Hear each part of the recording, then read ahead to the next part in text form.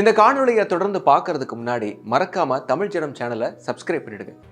கடல் மட்டத்திலிருந்து 18,000 அடி உயரத்தில் கொடுமையான காலநிலை வாட்டிய நேரத்தில் குள்ளநரியாக நம் மண்ணில் ஊடுருவிய பாகிஸ்தான் ராணுவத்தை சம்மட்டி அடி கொடுத்து விரட்டியது நம் சிங்கப்படை. 1999 ஆண்டு மே 3 இந்தியா பாகிஸ்தான் எல்லை கட்டுப்பாட்டு கோட்டை கடந்து கார்கில் மாவட்டத்திற்குள் மிகப்பெரிய திட்டத்துடன் ஊடுருவியது பாகிஸ்தான் படை. அப்போது பாகிஸ்தான் ராணுவ தளபதியாக இருந்த முஷாரஃபின் கண்காணிப்பில்தான் இந்த அத்துமீறலே அரங்கேறியது.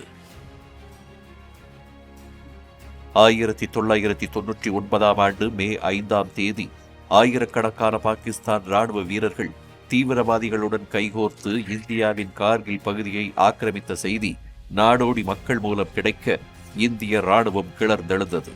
பாகிஸ்தான் படைகளை விரட்டி அடிக்க ஆபரேஷன் விஜய் நடவடிக்கையின் கீழ் தீரத்துடன் போரிட்டது. கடுமையான குளிர், கரடுமுரடான மலைப்பாதை போன்ற சவால்களை மன உறுதியுடன் எதிர்கொண்ட இந்திய ராணுவம் அங்குலம் அங்குலமாக தடைகளை தகர்த்தெறிந்து பாகிஸ்தான் ராணுவத்தை தெறிக்கவிட்டது. இந்திய விமானப்படை MiG-21, MiG-27, Mi-17 ஆகிய 3 போர் விமானங்களை இழந்தாலும் இழப்புகளை தாங்கிக் கொண்ட இந்திய ராணுவம் போரை தீவிரப்படுத்தியது. 1999 ஆண்டு ஜூன் 9 பட்டாலிக் பகுதியில் 2 முக்கிய நிலைகளை கைப்பற்றிய இந்திய ராணுவம் கார்கிலில் மும்முனை தாக்குதலை தொடங்கியது. 11 மணி நேர தாக்குதலுக்கு பின்னரும் கற்பனைக்கு எட்டாத மன உறுதியும் உடல் உறுதியும் கொண்ட இந்திய ராணுவம் டோலோலிங் மற்றும் டைகர் ஹில் பகுதியை மீட்டது. உடலை உறைய வைக்கும் 0 டிகிரி வெப்பநிலை, செங்குத்தான பாறைகளை கொண்ட மலைப்பாதை, குறைவான ஆக்சிஜன், இடைவிடாத எதிரிகளின் தாக்குதல் என நீடித்த போர் உண்மையில் கற்பனை செய்து கூட பார்க்க முடியாத கடுமையான காலநிலையில் நடந்தது.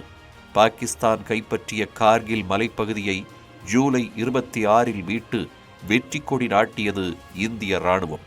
கார்கில் போரில் 527 இந்திய வீரர்கள் வீரமரணம் அடைந்தனர். பாகிஸ்தான் தரப்பில் 4000 பேர் மடிந்தனர்.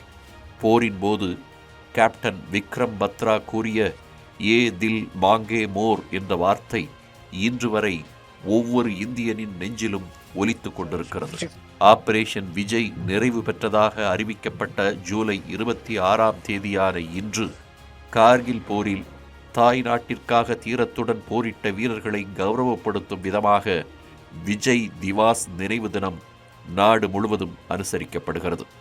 இந்நாளில் இந்திய இராணுவத்தின் ஈடு இணையற்ற மன உறுதி, தியாகம் மற்றும் வீரத்தை என்றென்றும் போற்றி புகழ்பாடுவோம்.